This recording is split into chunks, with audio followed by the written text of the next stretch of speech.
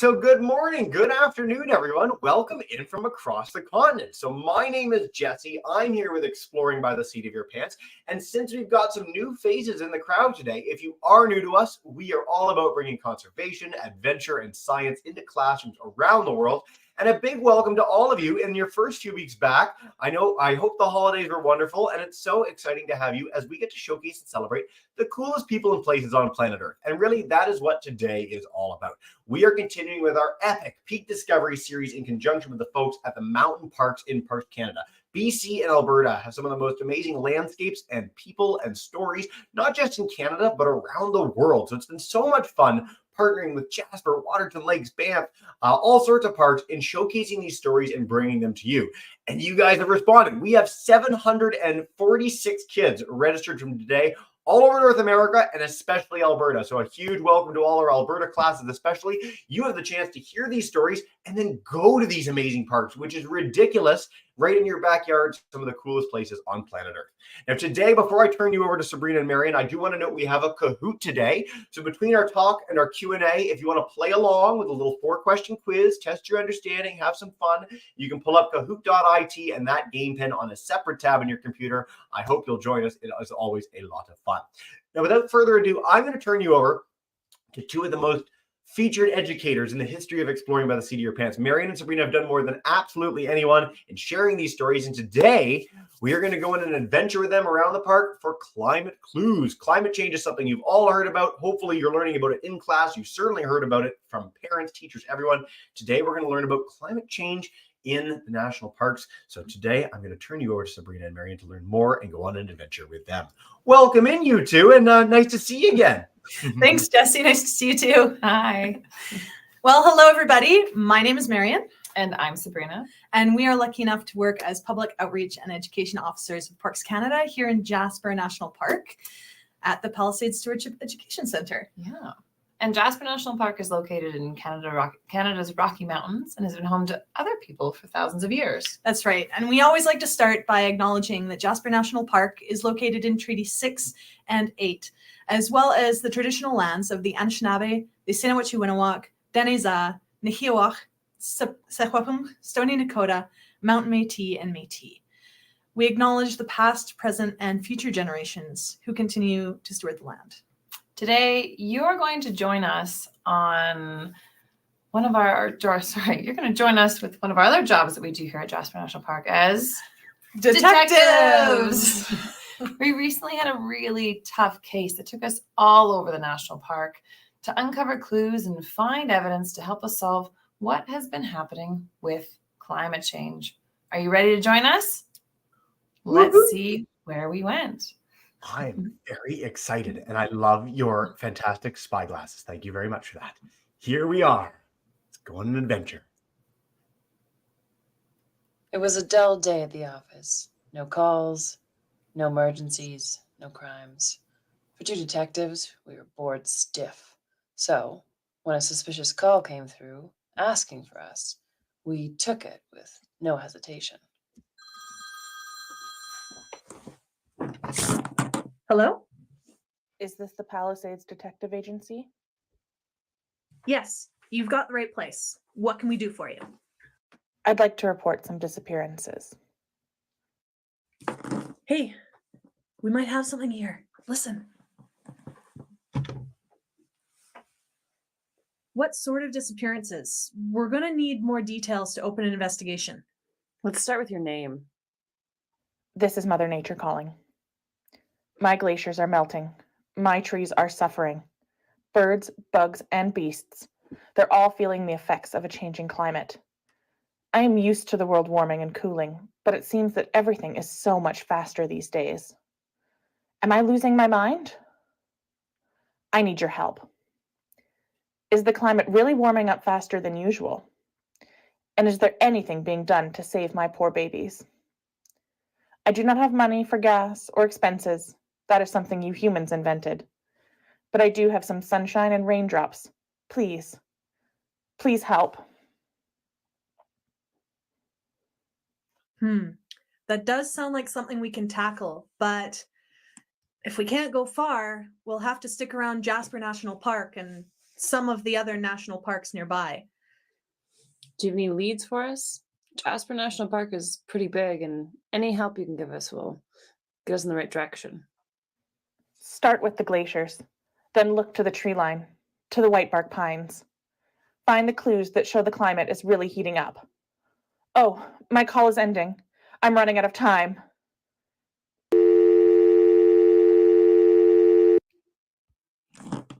Hello? Well, that sounds pretty important. No money, but I do like sunshine and raindrops.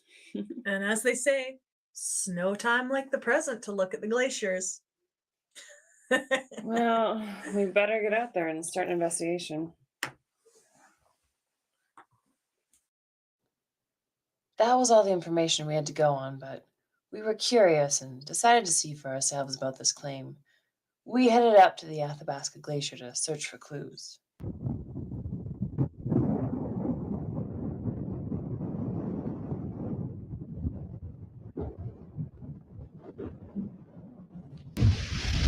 Oh, wow! Look at the size of that glacier! Yeah.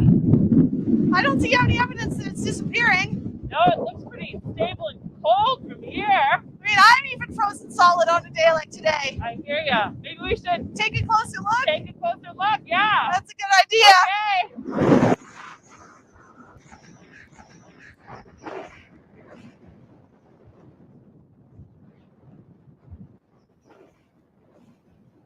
Take a look.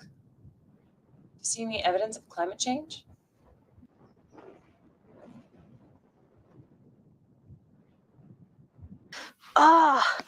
What did I trip over? You mean this massive blue thing here? Oh, yeah. Oh, look, a date! Oh, thank you. My snacks. Your snacks.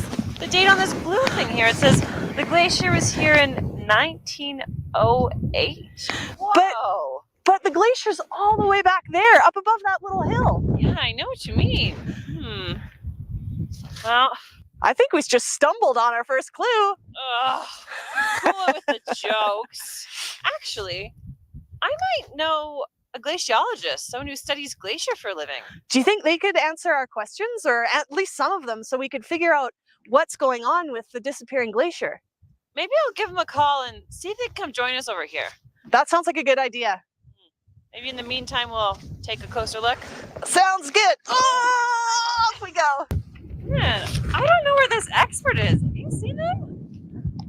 I wonder where they are. They said they'd be here. Where? There's so many hills here. What's happening? I don't know. Oh, I think I see something. Oh, Oh, detectives! I'm here. I came as soon as you called. Oh, perfect. Come on up. Marian, I'd like you to meet my acquaintance. hi. How are you? Oh, Hi. How are you? So good to be here today. Hi, IC Peaks, was it? That's right. Oh, well, welcome. Thank you so much for coming. So we stumbled, literally in my case, across some clues earlier about the melting and the disappearance of the glacier. And we were wondering if you might have any other clues that you can show us around here. Yes, I do actually. Now, if you look at the glacier as it is today, it looks like it's in good shape, doesn't it? Well, actually, in reality, the clues that we're looking for are surrounding the glacier. If you look at these buildups of rocks on the front and the sides, these are also known as moraines. And moraines are created when glaciers are melting, they're moving and they're carrying rocks in their travel, sometimes for hundreds of kilometers, such as the one we're standing on today. Wow. Hey, I hope they remember their passports. That's a good one. I like this one. So, changes in glaciers can only be seen over a long period of time? That's correct. Wow. Yes. You really have to go back in time to see the difference and understand how this glacier's changed over time. Wow. We have pictures from the Athabasca Glacier dating from more than 100 years ago. What? Yeah, that show the size of the glacier then compared to today. And if you Oh. look down here at this indicator, Yeah. it shows you where the glacier used to be in 1925. So compared to where it's at now, Whoa. and if you look up ahead a little bit, you will see another marker where our friend's waving there, showing where the glacier used to be in 1908. So if we went back in time to 1908, we'd be standing on the glacier right now? Absolutely. What happened? The world got too hot to handle? Wait, these things are made of ice. Wouldn't they just build back up in the winter? You would think so. And yes, glaciers can get bigger during the winter months, but it takes a lot of snow building up to form a glacier. When the snow is deep enough, it gets heavy that the snow at the bottom squishes down and forms ice. It must take a huge amount of snow to make that happen. It does. It usually takes around 50 meters over the course of several years to build up. These days, it's getting warmer in the summer months, and so things are melting faster than before, and the buildup of snow isn't keeping up. What's causing these glaciers to melt so much faster? Well, although glaciers melting is natural, they've been melting a lot faster for at least 150 years or so. The amount of greenhouse gases and carbon in the atmosphere has increased due to burning fossil fuel. And so these gases cause changes in the climate. Sounds like a pretty hot topic. You're not wrong. Glaciers continue to melt throughout the winters as well. There is so much pressure from the weight of the ice that they have a steady stream of wet meltwater coming off of them. Today, the toe of the Athabasca Glacier, or the front of the glacier, recedes at an average rate of about 5 meters a year. At this pace, it could be completely gone by 2100. And as the Earth's average temperature continues to increase, this rate will get faster and faster. All of this from just 1 degree rise in temperature. Imagine what could happen if it gets up to 1.5 or even 2 degrees. Whew. That's a pretty good evidence so far, but is this the only glacier being affected by climate change? I mean, we're going to need more than one big melting block of ice to prove a disappearance, I think. Well, and that's fair. But however, this is not just happening to the Athabasca Glacier, it's happening to glacier all over the world. Whoa. Yes, and actually, let's look at something else for more evidence.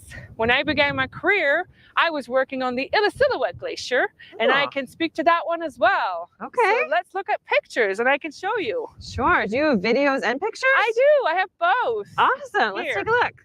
The Illecillewaet Glacier is pretty special.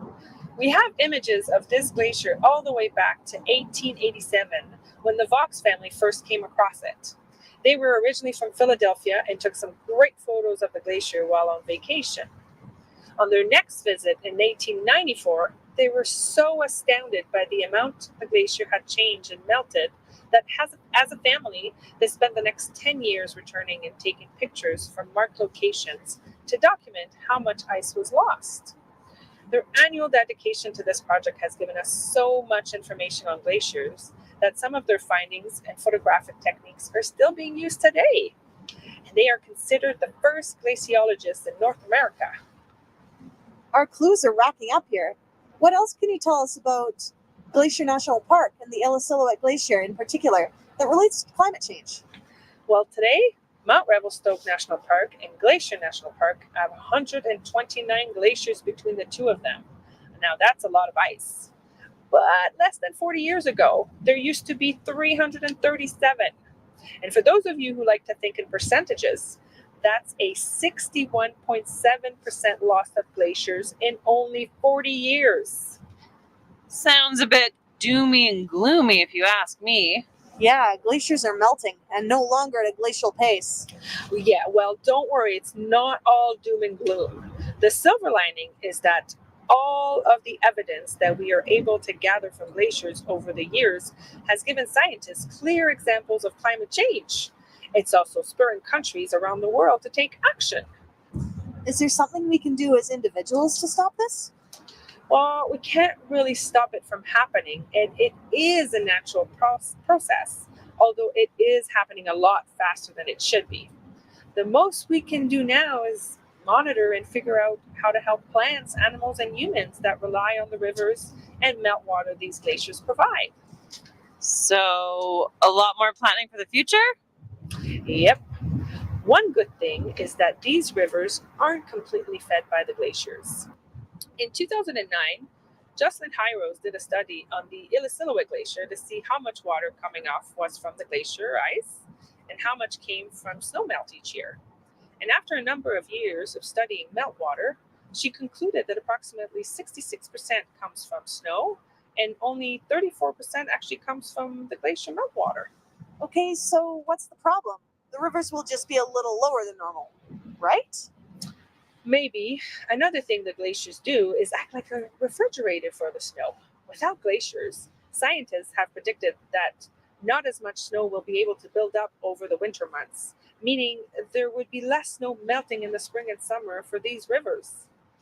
I don't know about you, but that's quite a bit of evidence. I'd say we've got enough to allow us to move on and take a look at our second suggestion.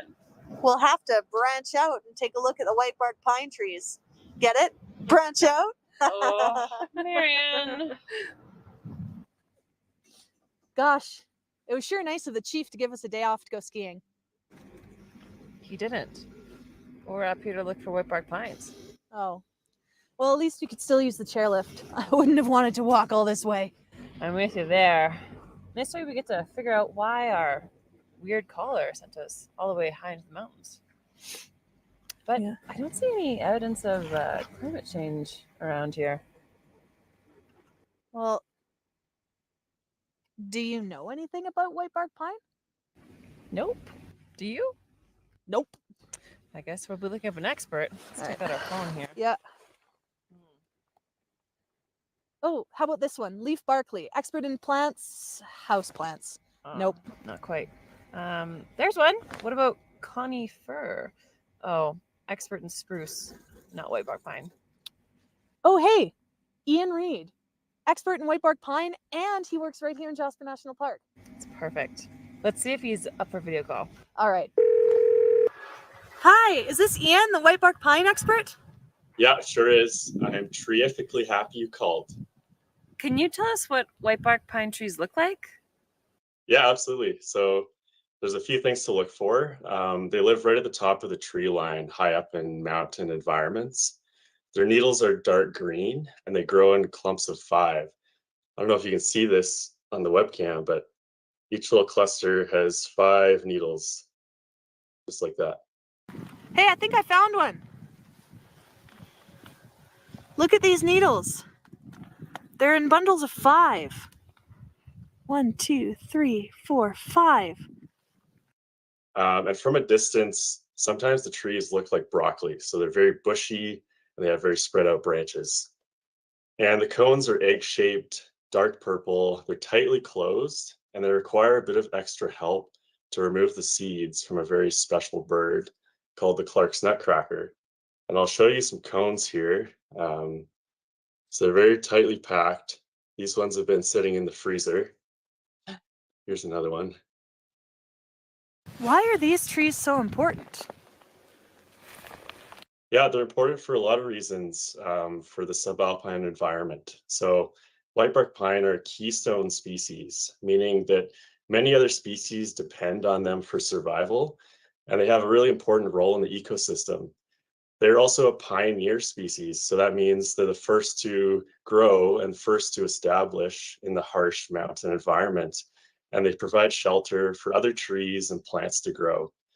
They're also an important food source for squirrels, birds, and even grizzly bears.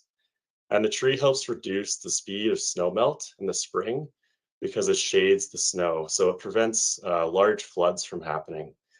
And whitebark pine also helps to stabilize steep mountain slopes and prevent erosion. And lastly, it takes the tree around 30 to 50 years before they even begin to produce cones, and they won't be fully mature until they're about 60 to 80 years old. I'm sorry, 60 to 80 years old before they mature? That's a lot of teenage angst. Oh, telling me. They sound pretty important for these areas of mountains, but what do they have to do with climate change? Yeah, that's a great question. So, whitebark pine trees are actually directly threatened by climate change, but they're also threatened by white pine blister rust, mountain pine beetles, and forest fires. So, whitebark pine is found between a rock and hard place, meaning that where it is currently found is becoming unsuitable due to climate change. And because whitebark pine is found at tree line and often on steep slopes really high up in the mountains, it can't move very quickly higher up in elevation because it's so rocky and there's no soil. Also, species from lower down, like lower elevation trees, are starting to move higher up and grow into whitebark pine habitat. And the climate is changing faster than these trees can move and adapt, and that's causing a lot of challenges. These trees are pining for colder temperatures in the summer. Yeah, exactly. So white pine blister rust, though, doesn't have much to do with climate change, but it is the biggest threat to the species. It was introduced in the early 1900s, and only about 1% of whitebark pine trees in North America are resistant to the fungus. And it attacks the bark and tubes inside of the trees that transport water and nutrients. And climate change is also creating these really hot and dry and long summers, which are increasing the number of forest fires and the frequency of forest fires. And because whitebark pine trees take so long to mature, and healthy trees are really hard to come by, there's very few of them, forest fires are a major threat. And mountain pine beetle is also directly affected by climate change. So warmer winters have allowed the beetles to spread higher up in elevation and further north. So they're more often affecting whitebark pine trees than in the past. They're really bugging the trees and making it hard for them to branch out. I can't believe how immature you are. You can't believe it? Oh my god. Are you two still even paying attention? Sorry. Yeah, keep going. Okay, What can stop the mountain pine beetles? that's a great question. So mountain pine beetles don't do really well in excessively cold weather or in wet climates. So when we have really wet summers and really cold winters, especially a long period of cold weather in the winter, not enough of the young pine beetles survive to get into the healthy trees. What is Parks Canada doing to protect these trees?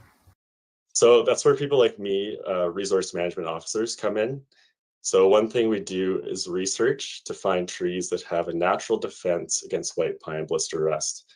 And these trees are usually able to survive in areas where a lot of the other trees are dead. And we attach these bags, these plastic pouches onto the trees that contain a smelly chemical that tells mountain pine beetle that the tree is full of beetles already, so they won't attack it. And using this technique, we were able to save about 80% of rust-resistant trees that we targeted. Wow, 80%? Definitely on the honor roll for that technique. Yeah, and secondly, with those special rust-resistant trees, we climb all the way to the top of them in the spring, and we put cages around the cones. And I brought a cage here with me, and they look like this. They're made out of wire mesh, and they're kind of a rectangle shape. And we put them over top of the cones and squeeze the bottom, and that's to protect the cones from being eaten by birds and squirrels, to give the seeds time to mature in the summer. And then we go back in the fall to collect the seeds once they're fully mature. So we have to climb the trees twice. And these seeds are then sent to a nursery to be grown for about 2 years. And once the 2-year-old seedlings are ready, we find places for whitebark pine that are suitable, and we plant them.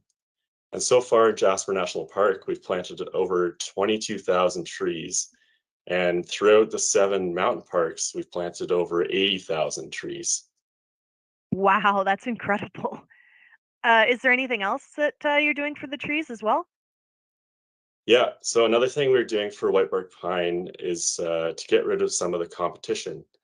So whitebark pine trees love the sun and they need a lot of space to grow. So as the temperatures increase around the world, more and more trees and plants are able to survive higher up on the mountains. And this is bad news for whitebark pine trees because they do need lots of space and they're also very slow growers. So they don't compete well with the other trees. And to combat this, we're doing controlled burns in places where whitebark pine trees have a good chance of surviving. And if it is unsafe to use fire, we can also do something called mechanical thinning. And we use chainsaws to thin out other trees that are taking over the whitebark pine areas. Okay. Well, thanks for the information, Ian. We learned a lot about how climate change is affecting whitebark pine. Yeah, and everything that Parks Canada is doing to help save this keystone species. I've got one final question for you. What's your Mhm. favorite interesting fact or facts about whitebark pine? Yeah, definitely. So you'll often find whitebark pine growing in these big clusters of trees. So you might see a group of whitebark pine trees, maybe up to 10 or 15 stems, all growing together. And the reason for that is because the Clark's nutcracker, the bird that opens the cones up and spreads the seeds, will cache the seeds in the ground, and they often forget about these seeds. And that's why whitebark pine trees grow. So you'll see these caches of seeds that have sprouted and a lot of trees growing in one cluster. Awesome. That's a pretty great, interesting fact. Well, thanks again for joining us today, and hopefully we're able to find a few more whitebark pine trees out here. Thank you, Ian. Bye. Oh, well, thank you so much. I think we've had the most experts and fun quips that we've ever had in one of our videos of all time in that. So Sabrina, Marian, welcome back to the program. What a detective adventure you went on. I wish I found my own magnifying glass while we were doing that, but I was committed to go get it. If there anything else you want to highlight before we dive in with our Kahoot and questions today, by all means, and otherwise I will get us ready for all of that. But anything you want to lead in with? Yeah, why don't we do a quick recap of everything we learned during that video? Yeah, absolutely. So why don't you start with the glaciers? Okay, so we know that there's evidence of glaciers melting, and although it's a natural process, we've got pictures or photographs that show that they've been melting a lot faster for the last 130 years. And the whitebark pine trees are a keystone species and play a hugely important role in the ecosystem. But their environment has been changing, and not in a positive way. Forest fires are more likely to affect them, and they have both bugs and fungus attacking them. Although Parks Canada is doing a lot to save the trees using controlled burns and thinning to allow whitebark pines access to the sunlight they need. And they've planted thousands and thousands of seedlings in Jasper and across all of the 7 mountain parks so that people in the future can enjoy these beautiful trees. So it looks like Mother Nature was correct. There are definitely signs of climate change around us, but Parks Canada has been working really hard to both monitor and protect the natural world. Absolutely. And every little thing that we do helps. So it's important to do our part, work together, and help wherever we can. Now we're ready. We want to know if you have any questions. And Very cool. Excited about the Kahoot? Yeah. We're going to start with a little 4-question quiz for our audience. And so many of you are signing in, which is awesome. If you're new to Kahoot, the faster you answer, the more points you get. And what you win is Sabrina, Marian, and I's everlasting respect. So best of luck. And if you don't want to play on the Kahoot, you just want to chime out and yell it out in your class, that's totally fine. We got 4 quick questions for you all, and then we are going to our 7-persons crew, grade 4s, for our first question after that. If you're live with us, we're coming to you. If you're on YouTube, start sharing in the chat anytime. But let's get underway. All right. This is very fun. I always love the Kahoots. They're one of my favorite bits. All right, 3, 2, 1. How closely were you paying attention? How much snow is needed to compress into glacier ice? This was really quick in there. Is it 10 meters of snow, 30 meters of snow, 50 meters, or 70 meters? Basically, multiply this by 3 if you're Americans joining in today for feet. That'll help. That's a lot of snow to get really, really dense. It feels like I have that happening out my door in Newfoundland right now. Glaciers forming immediately. 45 answers in. Ooh, nice mix, but most of you got this right. It is 50 meters of snow. Way to go, everyone. Nice job. All right. Let's see. Space Sable and Fearless Dragon. We got some good names today. I'm very excited. Great names. Great names. I want to be a Space Sable or ride one. Number 2, how many needles are clustered together on the white bark pine tree? So our guest expert that came in did highlight this. Is it 2, 3, 4, or 5? This is a trickier Kahoot than most. So if you're get those answers in, and no worries if you're wrong. It's always good to throw your hat in the ring and take a guess. 48 of you so far. Are we at 50? Going once. Let's see. It is 5 is our correct answer, and 42 of you got. Wow, you guys were really on the ball. Way to go, everyone. All right. Let's see. Oh, Fearless Dragon takes our lead barely by 3 points. The faster you answer, the more points you get. All right. Which of these factors is not affecting white bark pine trees? Wildfire suppression, amount of sunlight, white pine blister rust, or mountain pine beetles. What's not affecting them? The essence here being lots of different things are affecting our white bark pine trees, and that's why it's so important to help preserve them and understand them, like we talked a little bit about today. 49 answers, 51. Hey, we're over 50 now. The one thing that hasn't changed, is amount of sunlight. So the majority group got this right. Yes, the sunlight hasn't changed. The other things are all affecting them. I'm going to skip the leaderboard and go straight to question 4, because question 4, there's no right answer. We just want to know what you think. Did you like it? Did you love it? Did you like it? Was it okay? Do you want it to be better? Do you want to be in Jasper right now? That would make it better. I want to be in Jasper, even if it's freezing. No pressure. I promise. There's no wrong answer. And then we're going to dive in with Q&A. What do you think, Sabrina, Marian? I'm excited for who's going to win. I can't wait. Me too. Yeah. All right. One more second. What do we think? Hey, most of you thought it was amazing. Fantastic, everybody. Well, I'm so glad you liked it. And let's see our podium finishers. If you are any of these folks, Roll. Chat. We'd love to hear from you. Drum roll, please. Mystery Rabbit, which is like an Einstein creature thing. I don't know what's going on there. It's very exciting. Space Sable. Yes, I'm kind of excited for Space Sable. All right. Way to go, everybody. Thanks for playing along. And as I said, we are going to go to our 7-persons crew first. So grade 4, if you want to unmute your mic, I'll come to you for our first question. If we've got any in-depth white bark pine questions, we've got a guest expert in the background as well with Bryn. So 7 persons, come on in. Hello. How much hail do you get in Jasper? How much hail do we get? It depends on the year. Mm-hmm. Yeah. We don't normally get a lot of hail in Jasper. We usually get snow or rain or really dry environments. We've got a group that's just leaving for lunch, our BG crew. If you guys want to sneak in a question first, hi guys, welcome in. Before you run off for lunch, do you want to ask a question? Does anyone have a question? Malcolm, go ahead. You got to be loud. Is wildfire suppression also affecting the beetles? Ooh, is wildfire suppression also affecting the animals? Is that the question? Yes. Great.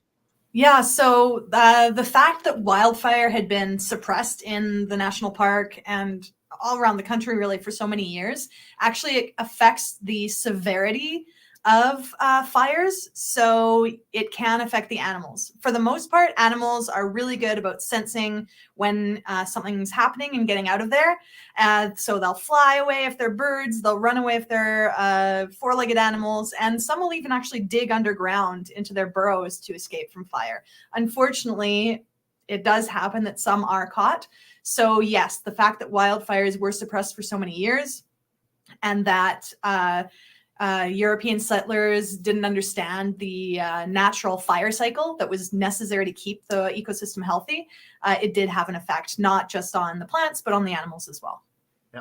If you guys are really keen as well, as I mentioned at the beginning, this is part of our Peak Discovery series, and we've done a bunch of programs on fire in the national park, so you should check that out. Head to our YouTube channel. Lots to explore on fire if you're particularly keen. We're going to do our amazing grade 5-6s. I hope you guys are amazing. You seemed amazing when we brought you in earlier. So welcome back in. Hi, guys. My question was hello. My question was how much has it in like 10 to 20 years, how much has it melted? Great. The glacier? Yeah. So the Athabasca Glacier melts at an average rate at about 5 meters per year. So in the last 10 to 20 years, that'd be about 50 meters. And it depends on the year. Sometimes you get a bit more snow, so it accumulates and builds up some more glacier ice. But most of the time, it's about 5 meter decrease a year. You highlighted this at the very beginning, those sort of placards that showcase where the glacier was at various points. And I think that's one of the most evocative things that's like, wow, you can really see how different it is. It's alarming, but it's fascinating. And I think it's a really important message for our kids. So great question, guys. All right, Illinois, Avoca West, grade 3s, come on in. Hey. All right, here we go. How is the climate changing so much? Why is it changing so much? Yeah. That's a really good question. Mm-hmm. So a big part of it is the fact that basically since the 1800s and the invention of the internal combustion engine, so the thing that runs our cars and like the thing that run trains and everything, we've been burning a lot more fossil fuels. So like coal, gas, all that kind of thing. And it creates these things called greenhouse gases, and the greenhouse gases get trapped in the atmosphere. And so there's a balance of energy going into the earth to warm us up and going out, and the greenhouse gases kind of trap that energy and don't allow as much energy to go out. So the sun's energies come in and don't reflect as much out, if that makes sense. Mm-hmm. It's also a natural process. So things like volcanoes, when those go off, those give a lot of gases in the atmosphere, and they actually create a cloud cover that traps that heat from the sun inside our earth. So tiny bit by tiny bit, the temperature does go up. Yep. Yeah, and there is a variety. So, but the majority of the effect for the last 100 or so years has been us. And this is really important. I mean, you kids are in grade 3 that just asked that question. We've got kids everywhere from like kindergarten through grade 10 today. And so at various stages of your education, you're going to be learning about climate change pretty much every year. It is the defining issue of our time. It features in a huge proportion of our broadcast. And so it's good to know the basic science behind it. And today we got this unique approach in the park. So thank you for leading in with that question, Avoca West. Avoca West. Oh, man, I always get that wrong. So bad. I'm going to take one from our YouTube crew, and then we're going to go back to 7 persons. We've got time for about 5 more questions. So live classes, I'm coming to you all again. Miss Roberts' class wants to know, how does the melting glaciers affect the communities nearby? Great question. It's a really good question. So Jasper is one of those communities that's nearby, and it affects the animals, the fish, anything that uses the water. If the water level goes down, it makes it harder to get in and get that water. It also affects humans who use the water, like I do, as a recreational sport in the summer. So that might be something that I might not be able to do any whitewater kayaking or rafting on these rivers. Yeah, and it's not just the communities nearby, because these rivers flow such great distances. So it can affect communities further out and in basically all directions, because from the Columbia ice field, there are rivers that flow towards the Pacific Ocean, as well as further east and towards the north as well. Mm-hmm. Yep. Pretty much every community in the world is being affected by climate change in some fashion or other. I'm in Western Newfoundland. We have a huge skiing culture here in the winter, and all the ski resorts have had to open a month later because skiing is just not possible. There's not enough snow in a really snowy place in Canada because of how the climate's changed in the last couple of decades. So ask your teachers, ask your parents how the weather has changed since they were kids. And I guarantee you it has, wherever you're tuning in from. Sabrina, Marian, we're going to do another round with our live classes and go from there. So 7 persons crew, grade 4s, come on back in, unmute that mic, and you're good to go. How many glaciers are there? How many groups of 5 pine needles on those trees are there on one tree?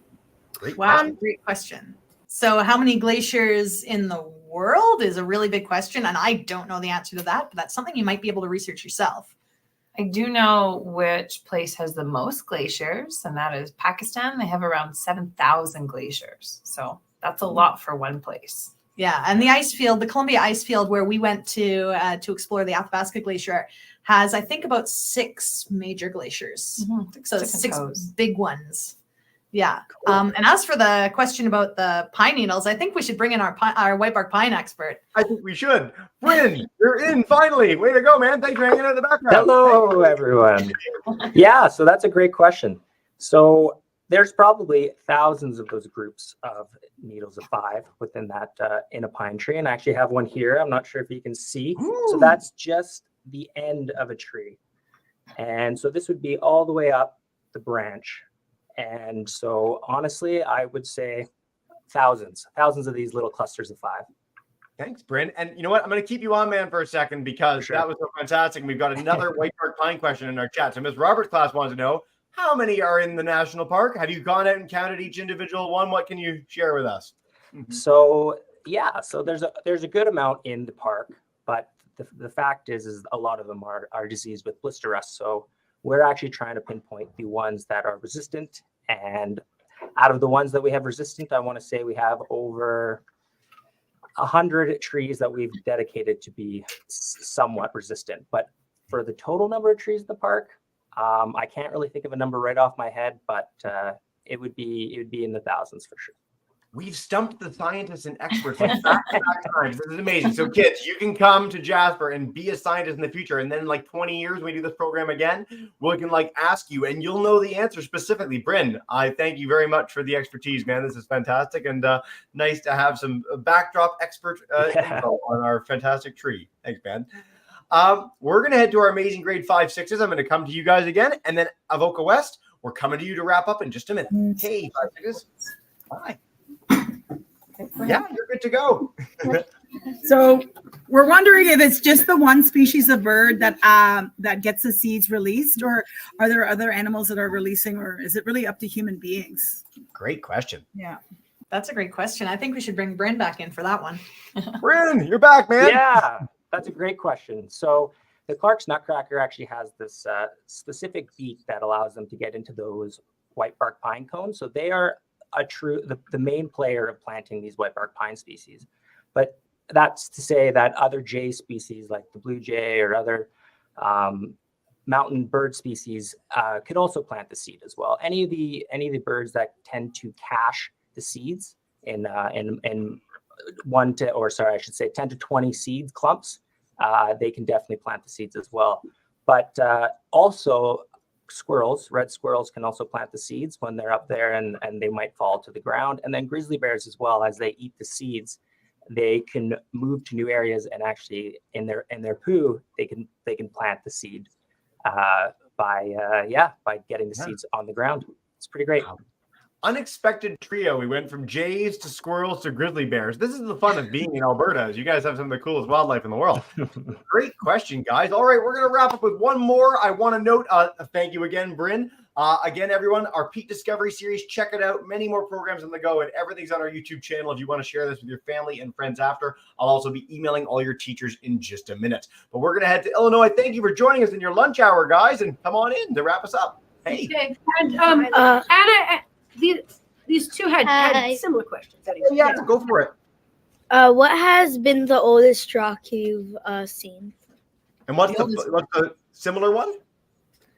The oldest. The oldest rock? Yeah. Well, that's a really good question, because being able to tell the age of a rock, you need some special equipment to do that. So I've never actually tested the age of a rock.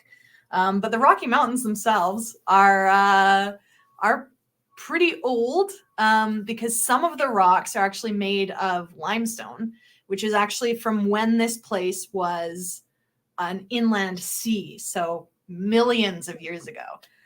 So I've actually seen in the Moline Canyon, there's some fossils from that time. There's little tiny sea creatures in the rock. Still one of the coolest facts of all of science is that as the plates shift around the Earth's surface, you end up with like seashells on the top of mountains that have just been pushed up there over like tens of millions of years. It's one of the coolest, weirdest things in all of nature. So thank you very much for that question, folks. Sabrina, Marian, before we wrap up today, is there any final message you want to share with our classes that are joining today? Anything to lead them off on climate clues? Well, the biggest thing is that although all this stuff about climate change and the earth getting warmer, it can be really scary.